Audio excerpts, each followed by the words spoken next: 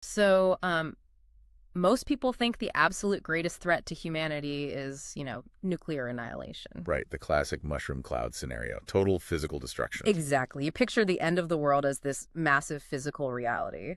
But there's this art historian, Bernard Berenson, and around 1950, he left this genuinely terrifying deathbed warning. Oh, I know the quote you're talking about.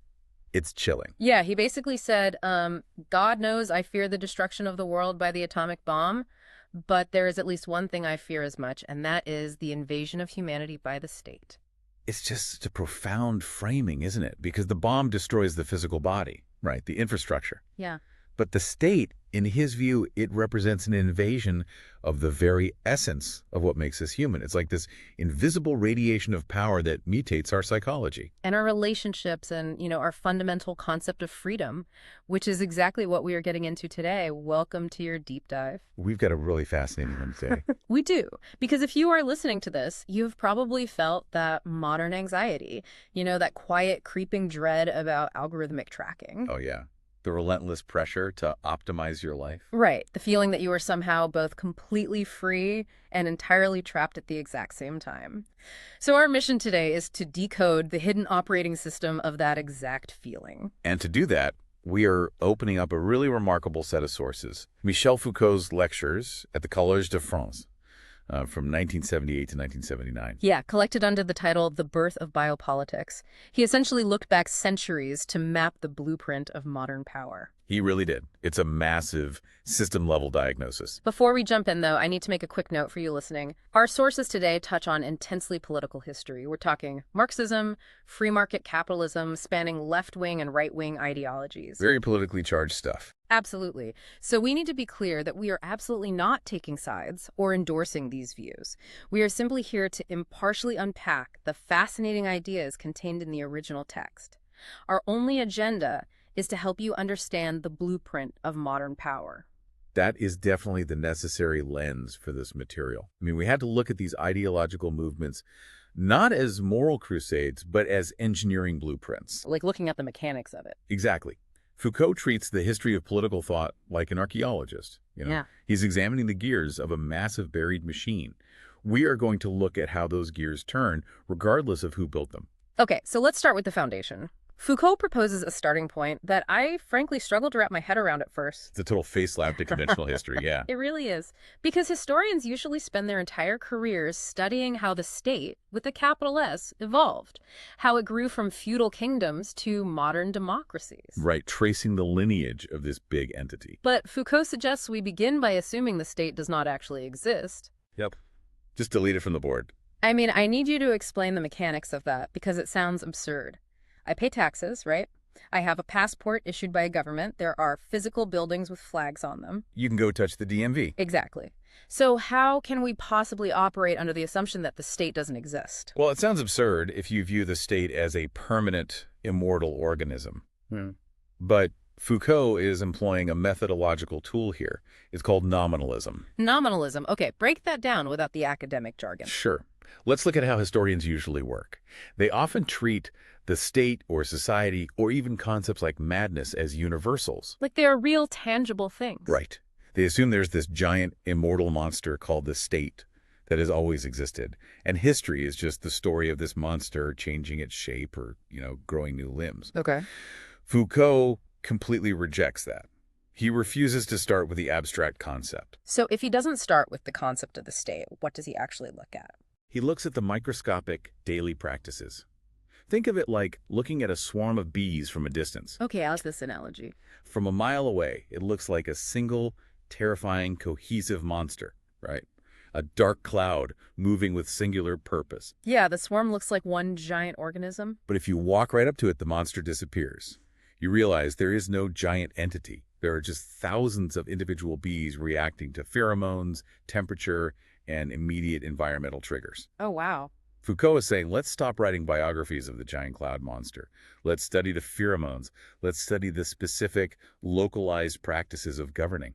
I see. So the state isn't a physical beast. It is literally just a shorthand term we use to describe millions of tiny, disconnected governing actions. Precisely. So my passport, the tax code, the local zoning board. They aren't limbs of a giant organism. They are just specific practices. And when you layer them on top of each other, they create the optical illusion of a unified state. That is wild. It really is an optical illusion. And that is the exact mechanism of his nominalist approach. By destroying the superstition that the state has a singular essence, you stop asking big, unanswerable philosophical questions. Like, what is the true nature of the state? Exactly. You stop asking that and you start asking mechanical questions. Like, how do these specific practices create the reality we are living in? You put these untouchable, massive concepts into the meat grinder of actual historical practice. That's a great way to put it. Okay, so if we look at the mechanics of governing rather than the philosophy of the state, Foucault points to a massive counterintuitive shift, and this happens in the 18th century. A great reversal. Right. But let's look at the baseline first. Before this shift, in the 16th and 17th centuries, European monarchs operated under a system called the police state. And we should clarify, because our sources emphasize this. Police back then did not mean cops in patrol cars. Yeah, no flashing lights and sirens. No, the concept of polizei in the 17th century was an all-encompassing administrative machine. The doctrine was raison d'etat. The reason of the state. Exactly. The ultimate goal of the sovereign was to maximize the state's wealth, population, and power relative to competing nations. And the mechanism to achieve that was just infinite microscopic intervention. Quite literally. It was the king's ledger. The sovereign wanted to manage every single detail of life. So we're talking intense micromanagement. Unbelievable micromanagement. The administrative codes of the 17th century would specify how wide a piece of fabric had to be woven. Wait, really? The king cared about fabric width? So absolutely. They dictated the exact methods for harvesting grain, the specific moral conduct of citizens in town squares. The internal goals of the state were limitless. So the underlying assumption was that the state must act upon everything to be strong. If there's a problem, the state needs a rule for it. Yes, more governing equal to stronger state. But then we hit the 18th century, and there is a sudden dramatic reversal. The emerging political economists start looking at the king and basically saying, you need to stop. They tell him to step back. Why the sudden fear of governing too much? Was it just like a moral awakening about human freedom? Did they suddenly care about rights?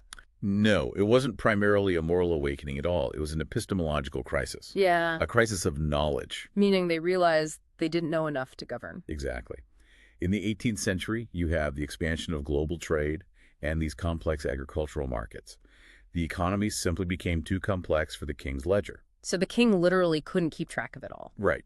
Let's take grain shortages, for example, which were a constant threat back then. In the 17th century police state, if there was a famine, the king would immediately intervene. Makes sense. People are starving. So he would mandate price ceilings on bread, forbid hoarding, and force farmers to sell their grain at a specific low price. Which, on the surface, sounds like a very logical way to stop people from starving. You use the law to force food to be affordable. It seems completely logical to a king. But the early economists, thinkers like the physiocrats in France or Adam Smith in Scotland, they demonstrated that this intervention actually caused mass starvation. Wait, trying to lower the price caused the starvation? Yes, because by artificially capping the price of grain, farmers had absolutely no incentive to plant more seeds the next season. Oh, because they'd lose money. Exactly. The administrative attempt to solve the famine mathematically guaranteed a much worse famine the following year. The state realized it was flying blind. So the mechanics of the economy had just completely outgrown the cognitive capacity of the sovereign. It wasn't that the king shouldn't govern everything morally, it was that he literally couldn't. The math was too complicated. And this births a new rationality, liberalism. Yes, and liberalism, in Foucault's strict historical sense here, is the art of self-limitation. The fundamental question of government shifts entirely. It's no longer, how do we control more? Right. It becomes, what is the precise point where governing more actually weakens the state? That brings up two famous historical quotes from the sources that just perfectly encapsulate this shift. You have the English statesman Robert Walpole. Oh, his motto is perfect for this. Yeah, his governing motto was quieta non mover, let sleeping dogs lie. Don't poke the bear, basically. Exactly. And then you have the French Marquis d'Argenson, who told the state, laissez-nous faire, let us alone, let us act. Those aren't just kitschy slogans, you know. They represent a total inversion of power dynamics. How so? Because the state discovers that by stepping back, by allowing natural economic processes to function without interference, it inadvertently becomes exponentially stronger. So doing less became the supreme technology of power. That is such a paradox. It is, but it worked. I want to challenge this, though, because if a king steps back and refuses to micromanage, how does he know if he's actually doing a good job? That is the million-dollar question. Right, because in the 17th century, if the king passed a law and the peasants obeyed it, that was a success. The king's will was the truth. Yes, the sovereign dictated reality. Okay. So if the government stops commanding the economy, what becomes the ultimate judge of reality? Who tells the king he's messing up? The market.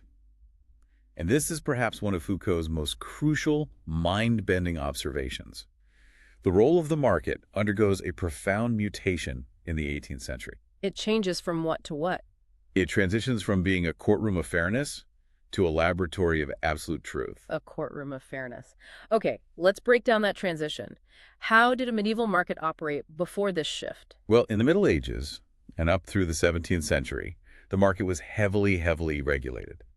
And its primary purpose was juridical. It was about justice. So it was a moral space. Very much so. The laws were designed to ensure what Thomas Aquinas and others called the just price. So if I go to the medieval market, there are literal regulations ensuring the baker doesn't mix sawdust into the flour. Yes, anti-fraud laws. And ensuring he doesn't price gouge the peasants during a bad harvest, right? Exactly. The market was a physical, highly regulated space where fairness was enforced by the authorities. If a baker cheated you, he could be thrown in the pillory. Wow, okay. The market was there to maintain social equilibrium and moral justice between the buyer and the seller. But Foucault argues that in the 18th century, this moral imperative is replaced by something much, much colder. Completely stripped of morality, yeah. The market stops being a place where we enforce justice and becomes a place that reveals truth. And Foucault uses this specific term, right? Veridiction? Yes, veridiction. Yeah. It simply means the site or the mechanism where truth is produced. Okay, so how does the market produce truth? With the rise of political economy, these new thinkers began to argue that the market isn't a human creation that needs to be disciplined. It is a natural mechanism with its own spontaneous laws. Like gravity. Exactly like gravity.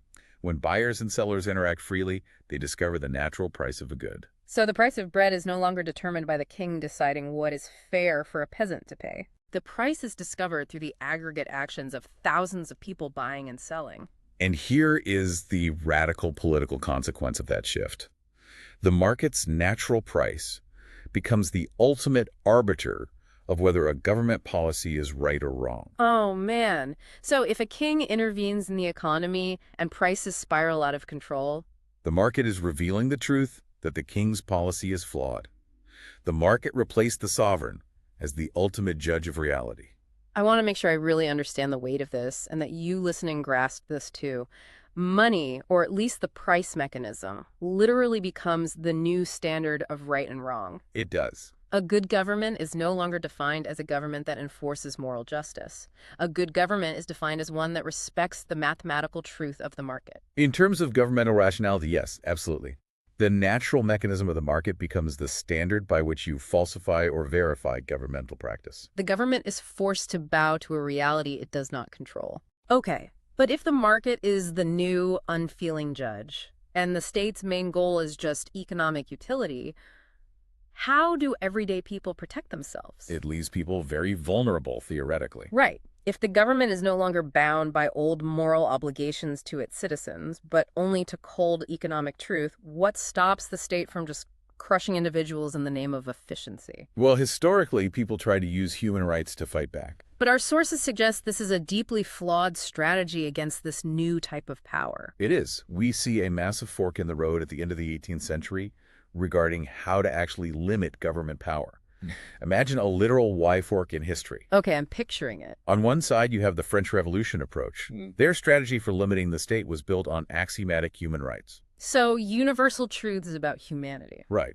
The logic goes, every human is born with innate universal rights, and therefore we must draw a hard legal boundary. The sovereign cannot cross this line no matter what.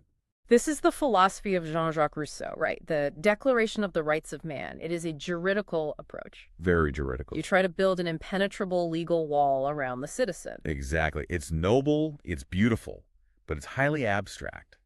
Now look at the other path of the fork, the English approach. Okay, what did the English do? Thinkers like Jeremy Bentham introduced radical utilitarianism. They didn't really care about abstract, innate rights. They looked at government practice and judged it purely by its utility. So they didn't ask the state, does this policy violate my eternal soul's innate rights? Nope. They asked the state, is this policy actually useful?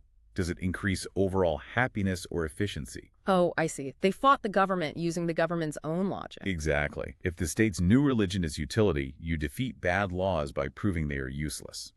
And Foucault points out that while we love to talk about the French model, like we love the poetry of human rights, it is actually the English utilitarian model that won out.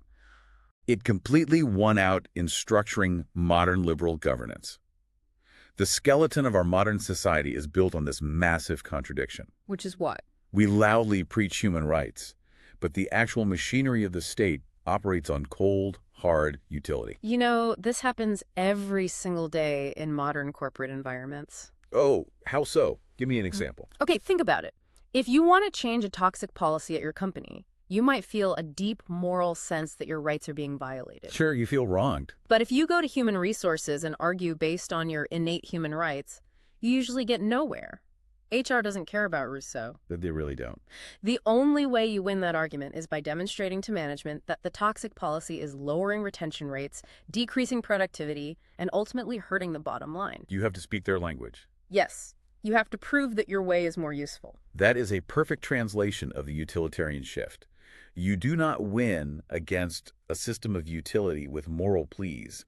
You win with a superior utility calculus. That is so bleak, but so true. So if utility is king, and the government's goal is to maximize efficiency without overstepping, it can't rule through blunt force anymore. No, the stick is too inefficient. It can't just threaten to execute people who don't work hard enough.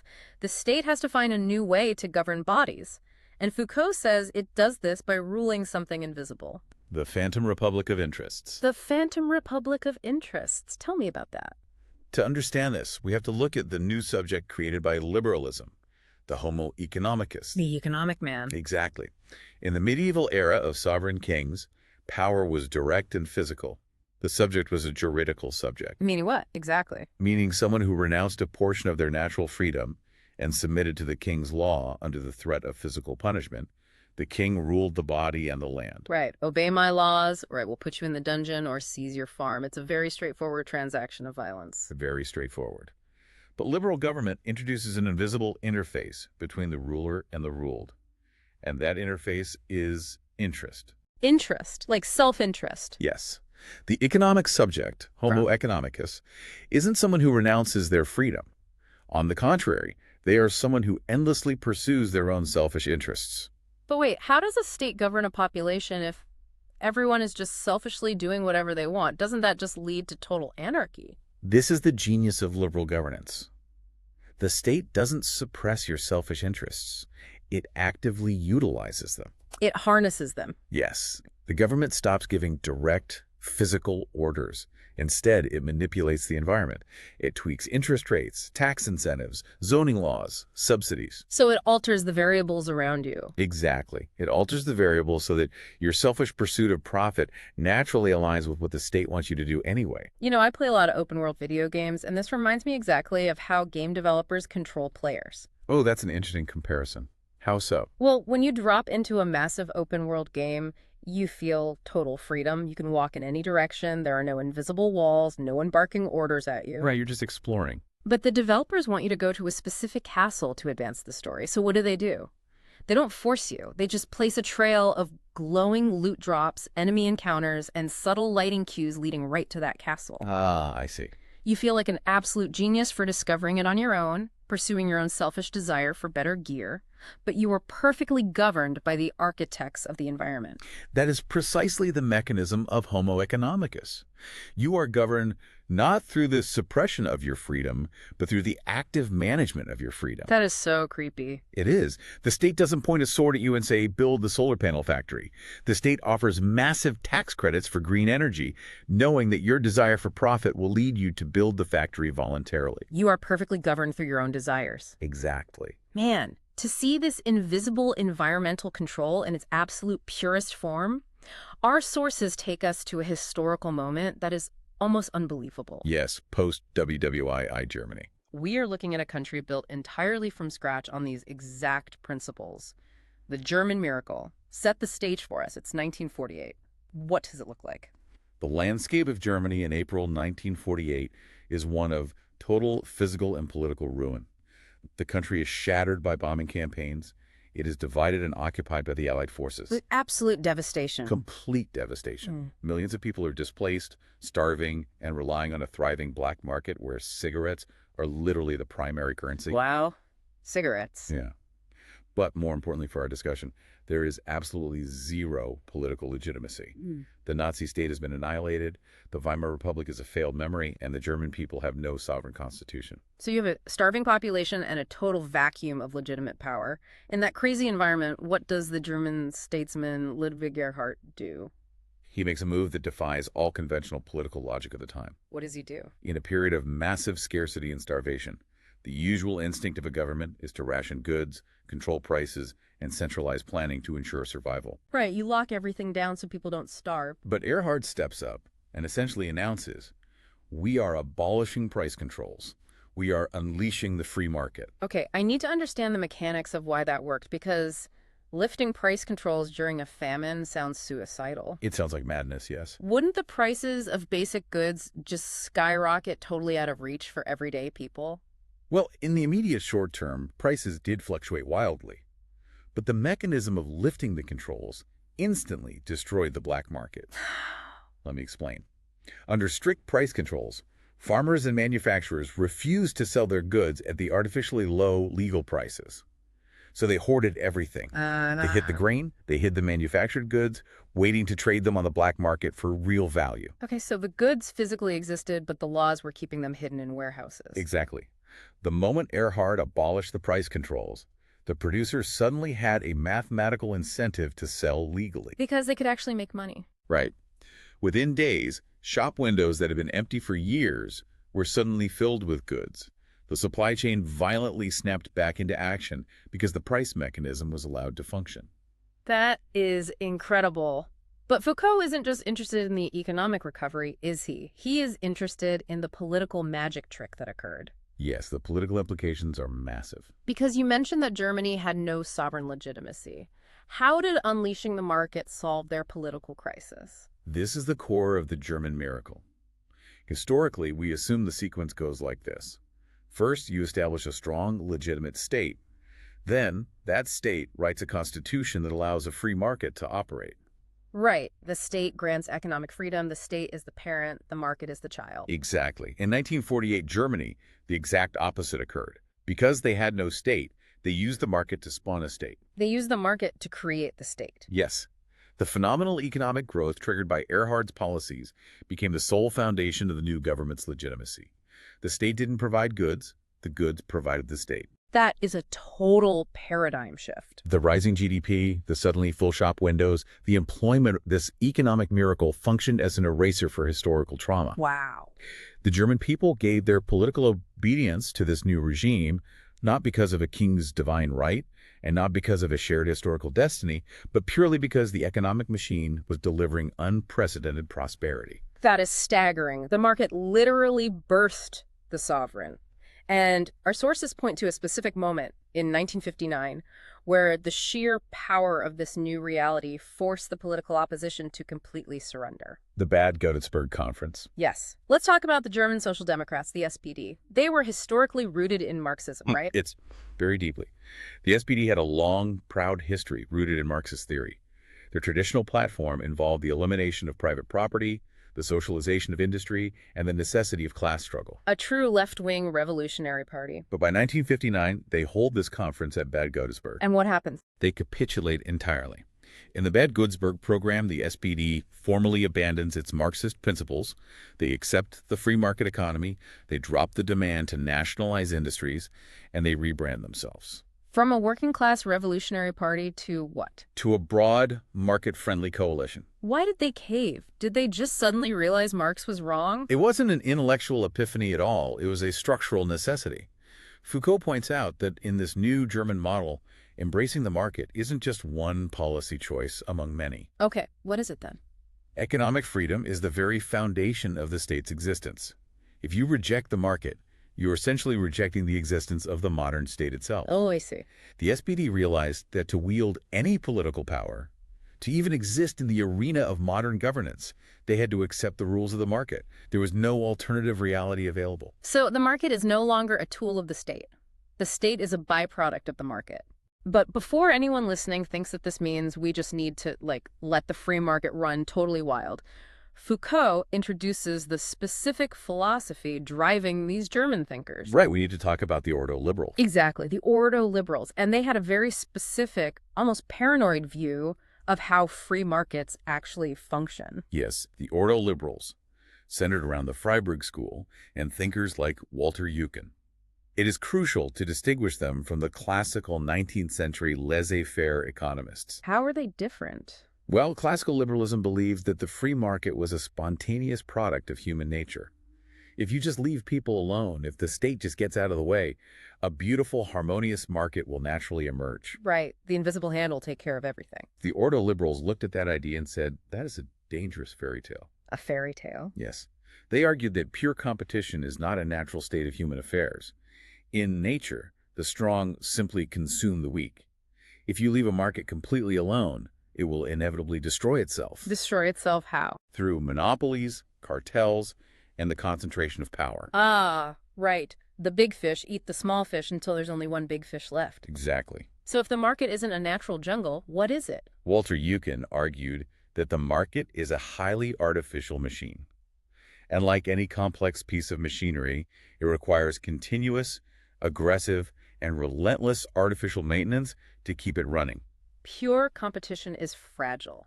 Incredibly fragile. So the state isn't a passive observer. It's more like a frantic gardener. That's a perfect analogy. You don't just throw seeds in the dirt and walk away. You have to ruthlessly pull weeds. You have to engineer the soil pH. You have to build trellises, all to force these plants into a competitive, artificial state of blooming. That is the absolute essence of Ordo liberalism. The state must intervene constantly, but, and this is the vital distinction, the state must never intervene on the mechanisms of the market itself. Okay, wait, what does that mean?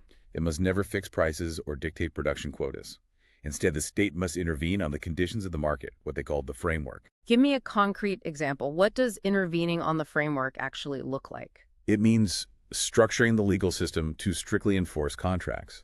It means aggressively breaking up monopolies to ensure no single corporation can distort the price mechanism. Okay, so keeping the playing field level. Yeah, but it goes even deeper than that. The Ordo liberals believed the state had to intervene in society, demographics, and technology. Wow, really? Yes.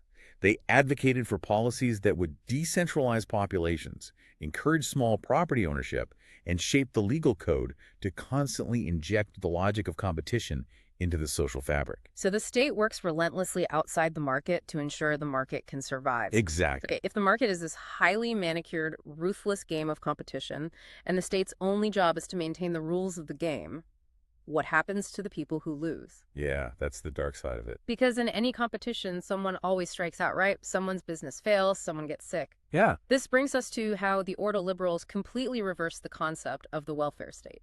They really turned it upside down. To understand their radical departure, look at the traditional welfare state models developing around the same time. Like FDR's New Deal in the U.S. Exactly, or the beverage plan in the U.K. The primary moral goal of those systems was to smooth out the rough edges of capitalism. They sought to take wealth from the top and redistribute it to the bottom to ensure a level of social equality. Right, the idea of closing the wealth gap, making society fairer. The ordoliberals viewed social fairness and the equalization of wealth as toxic poison to the economic machine. Right, toxic poison. Why? Because the entire engine of the market is driven by inequality. Oh, wow. Think about it. Competition requires winners and losers. If everyone is made equal, if the state artificially smooths out the wealth, the incentive to compete vanishes. And the machine stops working. Precisely. Therefore, the state's job is absolutely not to cut the economic pie into equal slices. But they didn't advocate for just letting people starve in the streets, did they? No, they weren't monsters. But their rationale for helping the poor was entirely stripped of any moral obligation to equality. Okay, so why help them then? They implemented a social policy, a vital policy, that provided a bare minimum survival safety net. If you fall out of the game, the state will catch you, but only to provide the absolute minimum required for biological survival. Just enough calories and shelter so you don't literally die. Exactly. And the goal of this safety net isn't to make you comfortable or equal to the wealthy. The goal is simply to keep you alive long enough so that you can be thrown back into the arena as a competitor. Wow. The social policy is subordinated entirely to the economic policy. 100%. We are shifting from a society of citizens who have mutual moral obligations to one another to a massive, ruthless arena of competing enterprises. Yes, everyone is a competitor. And that word, enterprise, is the perfect bridge to cross the Atlantic. Foucault tracks this logic as it migrates to the United States and evolves into American neoliberalism. This is where it gets incredibly personal. I think this is the part of the deep dive that will explain so much of the modern psychological exhaustion people feel today. I agree. Foucault focuses heavily on the Chicago School of Economics here. Thinkers like Theodore Schultz and Gary Becker. How did they change things? Well, the Germans focused on restructuring the external framework of society to support the market. The Americans did something much more invasive. Oh boy. They took the logic of the market and implanted it into the internal psychology of the individual. They fundamentally redefined what it means to work, right? Let's look at the old model first. Under classical economics or even classical Marxism, how was labor understood? In classical theory, labor was understood as an abstraction of time. You are a worker. You do not own the factory or the machines. All you have to sell is your time. Okay. So you sell 8 hours of your physical labor to the capitalist, and the capitalist gives you a wage in return. You are an employee. Right. I clock in, I swing a hammer for 8 hours, I clock out. My employer pays me for the time I spent swinging the hammer. I might be alienated from the final product, but the transaction is very clear. Exactly. It's a trade of time for money. What did the Chicago School do to this concept? They completely dismantled it. Thinkers like Schultz argued that we shouldn't look at workers as people selling their time. We should look at workers as walking, breathing corporate entities. Wait, corporate entities? Yes, they introduced the concept of human capital. So you are no longer an employee. You are the CEO of You, Inc. Exactly. You are an enterprise. Everything about you is capital. And this fundamentally changes how we view education, health, and life choices. Give me an example. How does this change education? In the human capital model, getting a college degree isn't about expanding your mind or becoming a better citizen. It is a calculated capital investment in your enterprise. Oh, man. Going to the gym isn't just about feeling good. It's an investment in the maintenance of your human capital equipment. Our sources point out that they even view the time your parents spent reading to you when you were a toddler as an early capital investment. Yes, they do. Your parents were angel investors pouring resources into the startup that is your brain. That is so depressing. And therefore, the paycheck you receive from your employer is not a wage compensating you for lost time. Your salary is the return on investment of the machine called you. I need to pause here because this explains the specific flavor of modern burnout so perfectly. It really does. Because in the old Marxist model, if you worked a grueling 12-hour shift in a coal mine, you were physically exhausted. You hated your boss, you hated the capitalist system, but your core identity was separate from the coal. Right. You left the mine and you were you. But today, under the human capital model, the exhaustion is totalizing. Because you are never off the clock. If you are an enterprise, there is no aspect of your life that falls outside of economic optimization. Exactly. If you aren't listening to educational podcasts on your commute, if you aren't networking on a Saturday, if you aren't optimizing your REM sleep with a tracking ring... We're failing your company. Yes. You aren't just lazy. You are actively mismanaging your corporate assets. Your internal stock price is crashing. And the pressure isn't coming from a boss with a whip. It's coming from inside your own head. You are exploiting yourself. It is a brilliant and terrifying psychological cage. It is. And American neoliberalism doesn't stop at the workplace. It takes this logic of human capital and pushes it into the most intimate, non-economic areas of human existence. Right. Let's look at the economics of love and the family. Yeah, this is where it gets really wild. If every individual is an enterprise managing human capital, then every single human action can be analyzed using market logic. Things we traditionally consider sacred.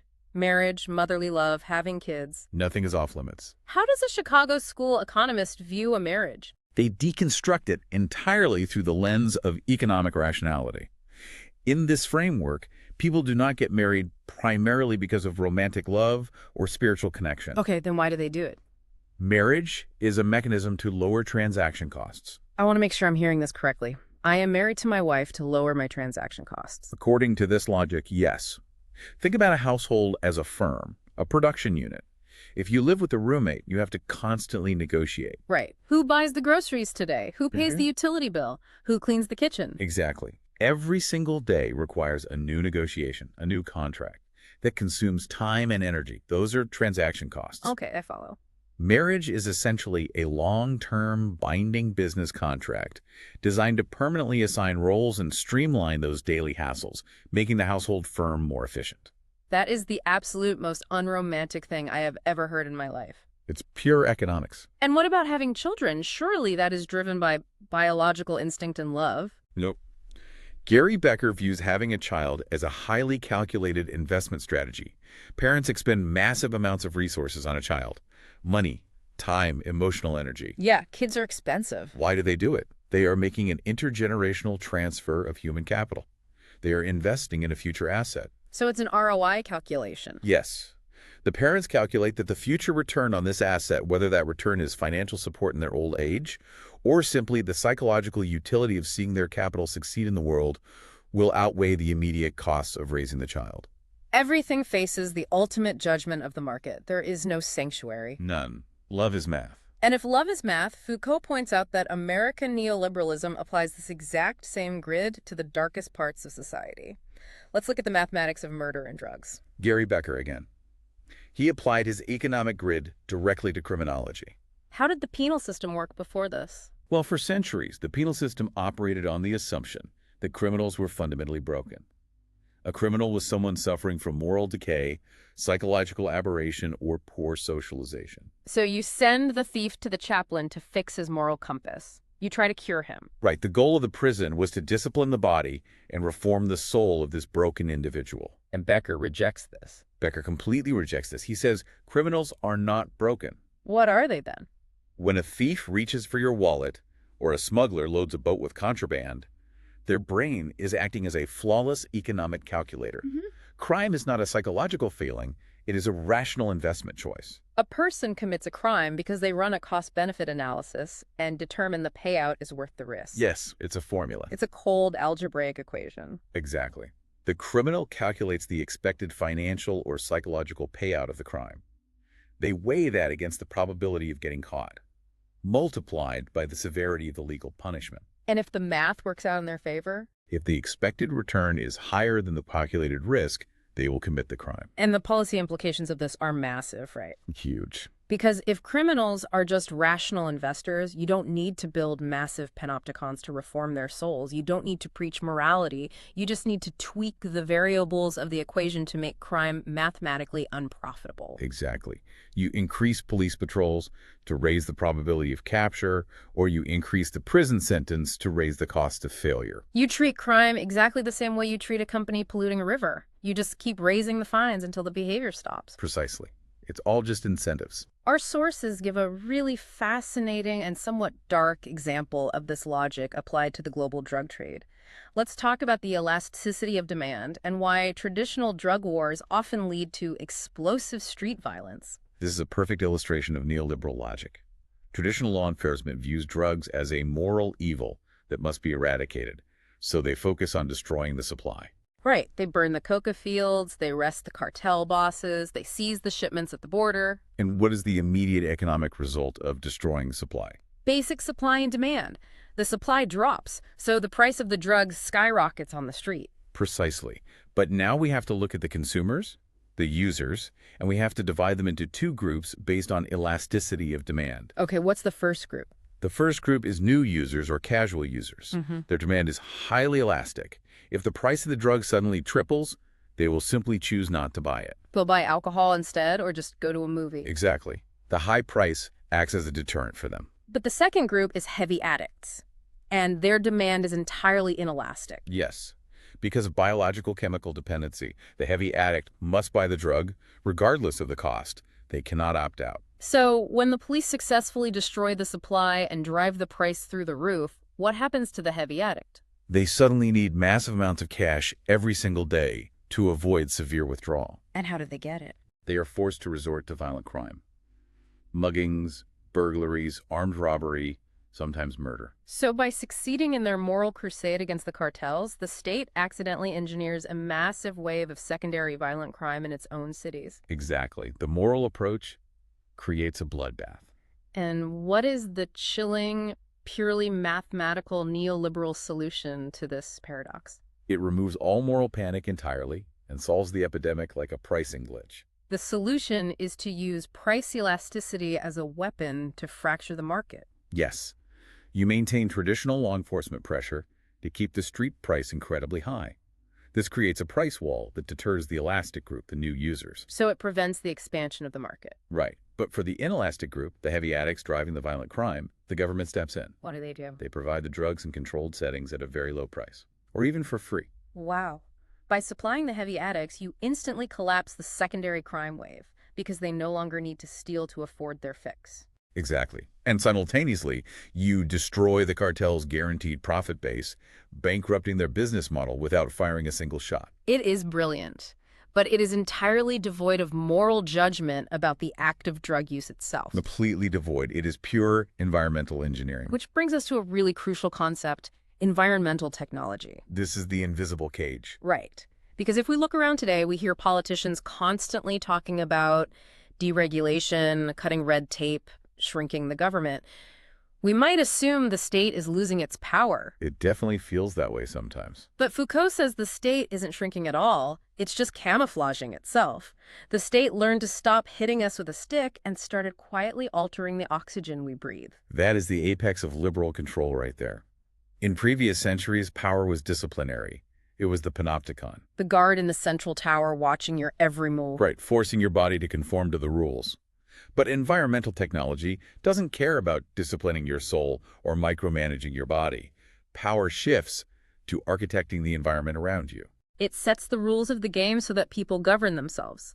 I love the supermarket layout analogy for this. Oh yeah, run through that. So when you walk into a grocery store, nobody holds a gun to your head and forces you to buy the name brand, highly profitable cereal. You have total freedom of choice. You can buy whatever you want. But the environment is meticulously engineered. The expensive cereal is placed exactly at eye level. The bright colors catch your attention. And where are the cheap oats? The cheap bulk oats are hidden on the bottom shelf in dull packaging.